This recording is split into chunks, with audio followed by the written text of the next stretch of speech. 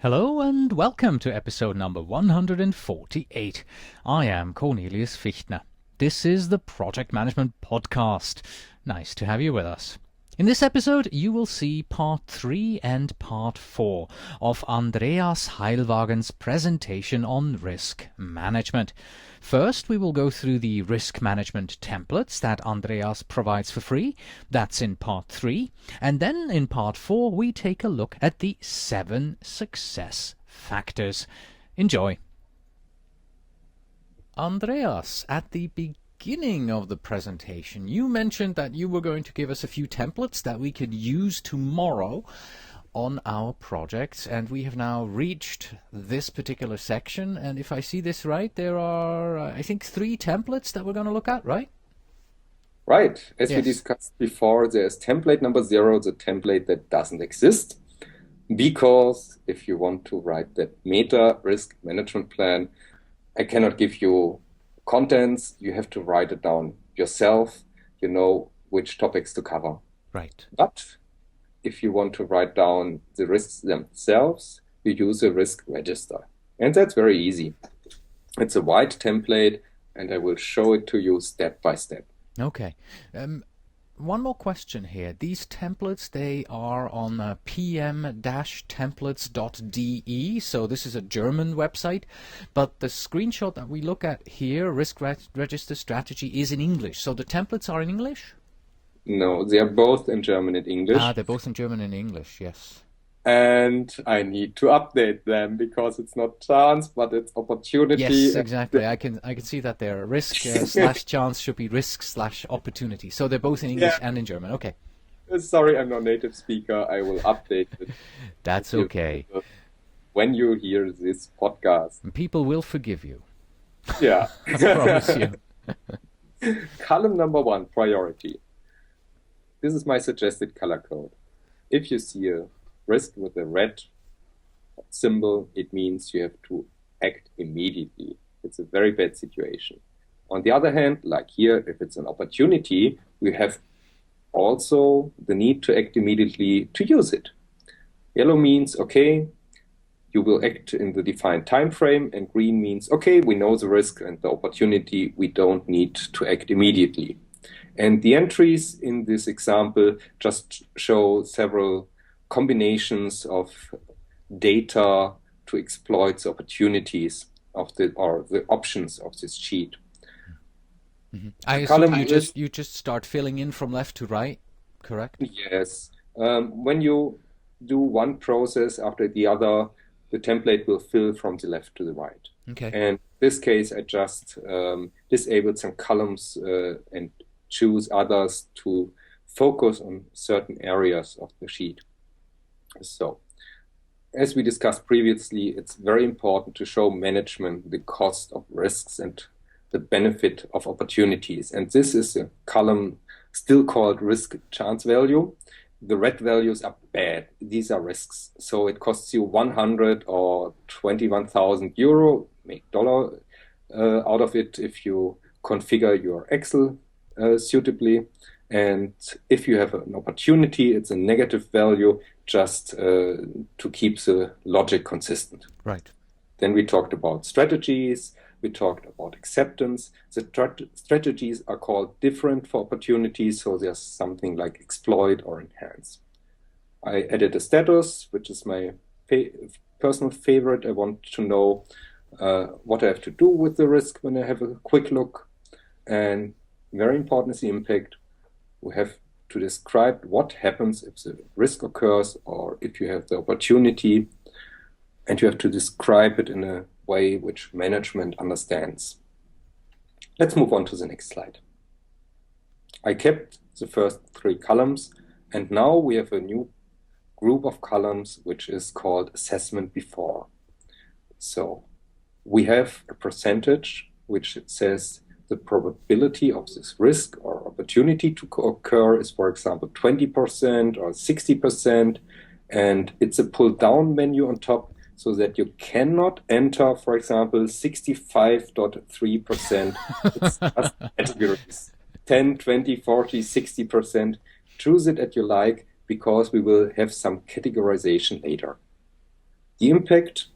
I have it in two ways. I have an impact called small, high. It's just your personal opinion or the group opinion on the impact, and we have the real cost. Because 500 euro can be a small impact, for example, for a very large department. And depending on the department size, the interpretation of the values can be quite different. Yes. Is this sort of you mentioned earlier, what was his name? Robert Courtney Jr. from IBM. Is this kind of the calculation that he suggested there?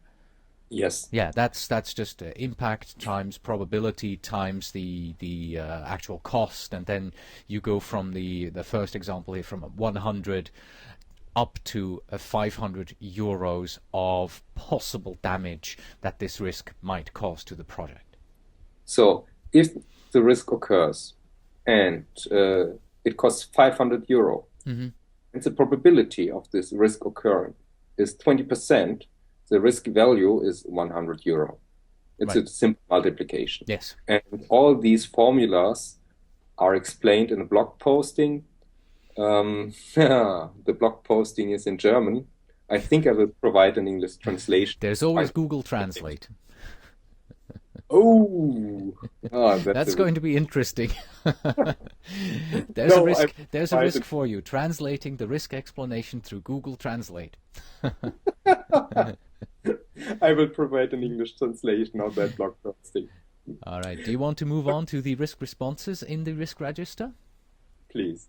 All right. There we go. So we keep the first three columns, right? Again, and here are the actions. Yes. You have to describe the risk responses, which are called actions here. And of course, each action might cost money. So in this case, it's red.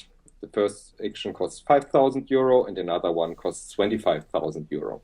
So what do we get out of spending this money?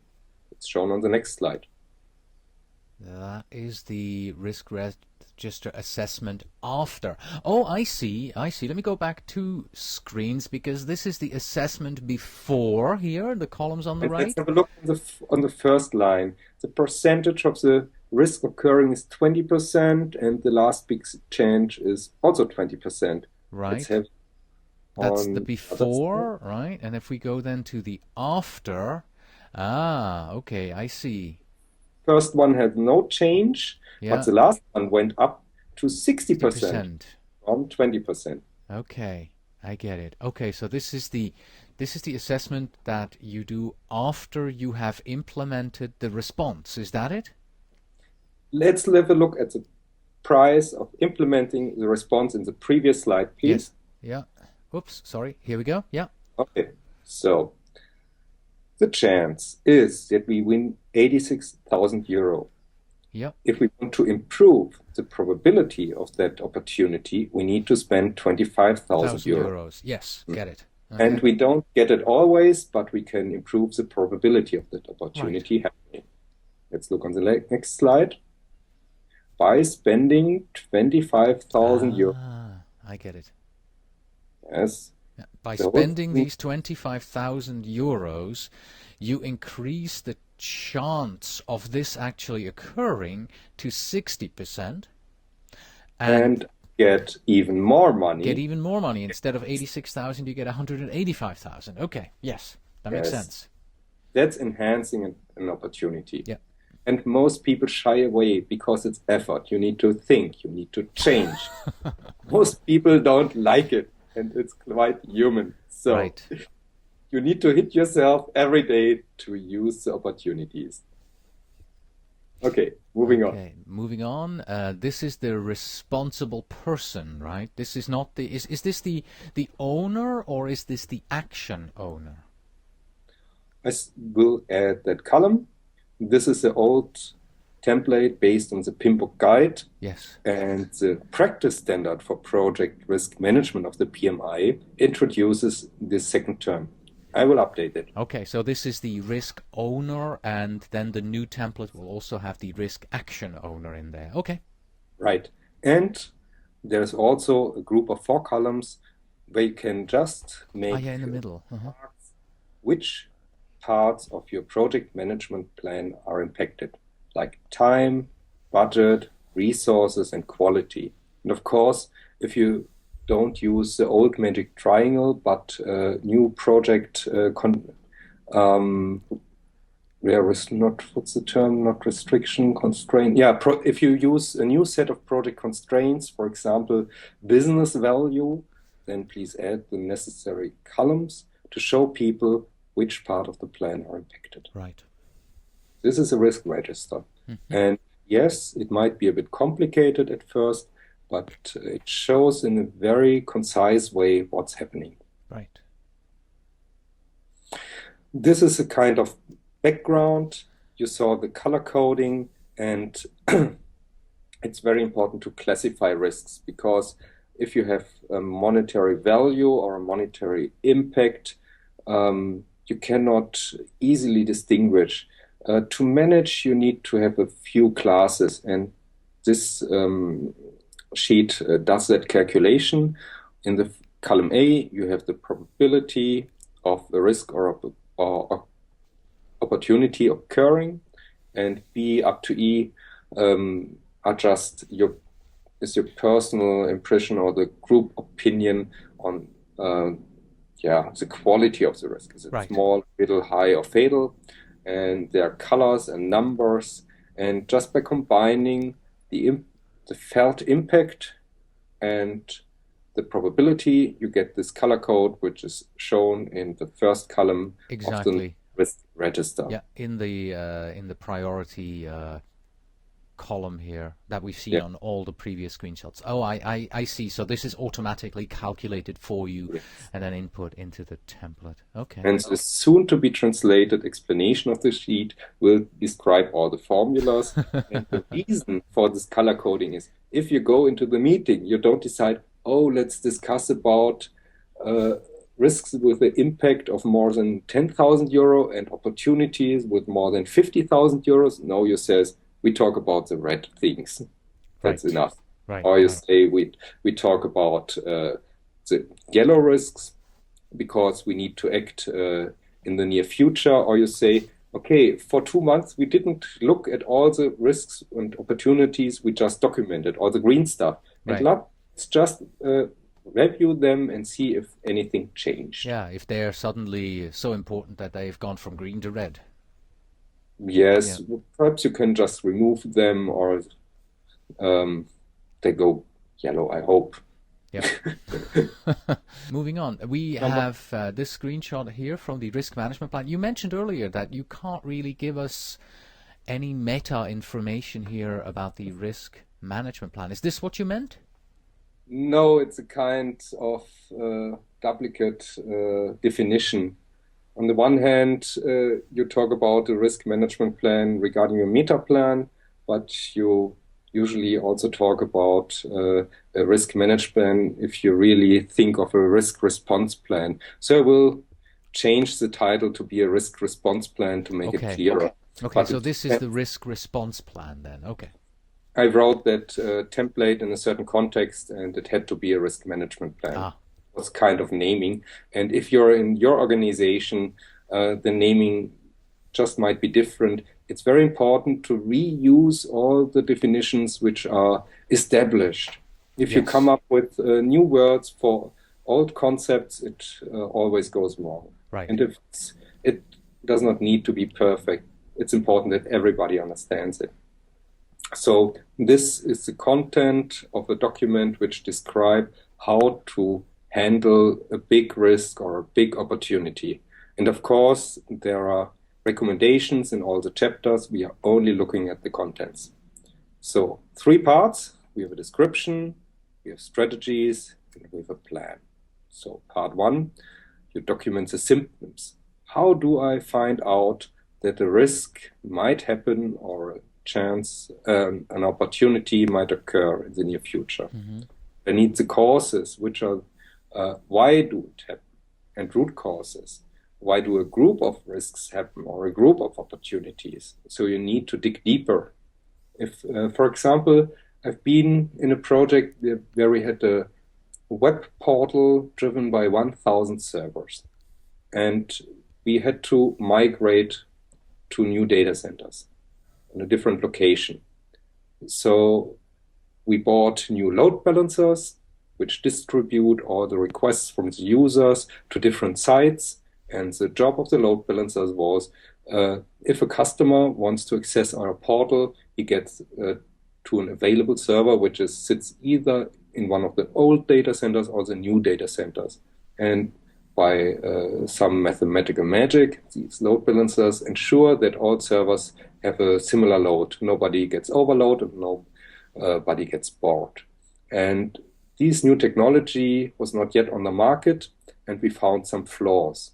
And so we had a real big problem. But first, we did not understand that we had a flaw in the load balancers. And so we defined causes, but we didn't find the root cause. It's this firmware flaw.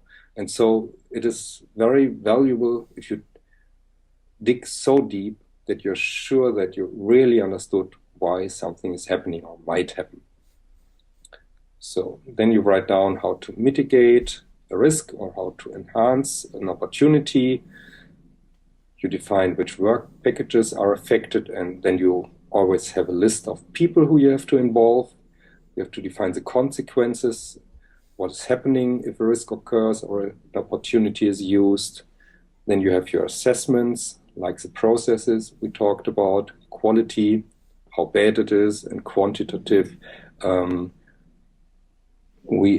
quantitative evaluation, what is the probability that the project succeeds if we look at all the risks and opportunities at the same time. And of course, we have the risk owners and responsibility, including a little typo.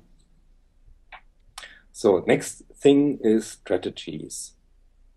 You need to define how you want to deal with the situation in general. Mm-hmm. And then you need to define how to address it on a tactical layer. And of course, you have a primary plan. In case of risks, the plan says how you want to address the risk, how you want to solve the situation if the risk occurred. Mm-hmm. The secondary plan is if plan A fails. In a lot of situations, you try to implement the primary plan, but something occurs which you haven't planned for, and you just have to accept it. And then you don't have time to talk to suppliers or people or teams or to evaluate. You already need to have a plan B. This is plan B because it's not as good as plan A, but it's better to have a plan B instead of having no plan. And perhaps you need to have a plan C too. And you describe the residual risk, the risk which won't go away by implementing this risk management plan, or PMI speak would be risk response plan. Right. Just to be on the safe side, the risk response plan, just like the overall risk management plan, in the risk response plan, you don't actually address the individual risks and you say, if risk A occurs, then this is what we do. But in the risk response plan, you give an overall approach strategy. Is that correct? No, maybe I just didn't describe it very good. The risk management plan in PMI speak is the overall plan, and I did give you a template. This content describes the plan for an individual single risk. And example was, we have a problem with load balancing, and this problem with load balancing can kill our whole project and can cause our site to be down for some time. So you have to go through all of these individual items here from 1.1 to 3.3 for each one of your identified risks. If you have 300 risks identified, you do this 300 times. If you're a machine, you will do that, but you're a human being. And so you choose if you have one of the red risks, and if the situation can get really serious, and in that case, it could mean the end of the whole company, then you do a plan. Okay, good. A good measure is if management feels okay with your level of planning, then it's okay. And if they say, oh, I cannot communicate that to the upper management, then you have to do more planning. And usually you will just decide right. It's just a way to check again to see what management's saying. These were my templates. I will update them, including an English description of the risk register. Excellent. So if we go back to the original agenda that we had, we wanted to look at the definition, the value, processes, and templates. And we've done that in detail. And now we are going to move on, and we are going to look at the 6 or 7, I think it's 2, 4, success factors that Andreas suggests that we need to have in our projects to make risk management something that really works for us. Okay,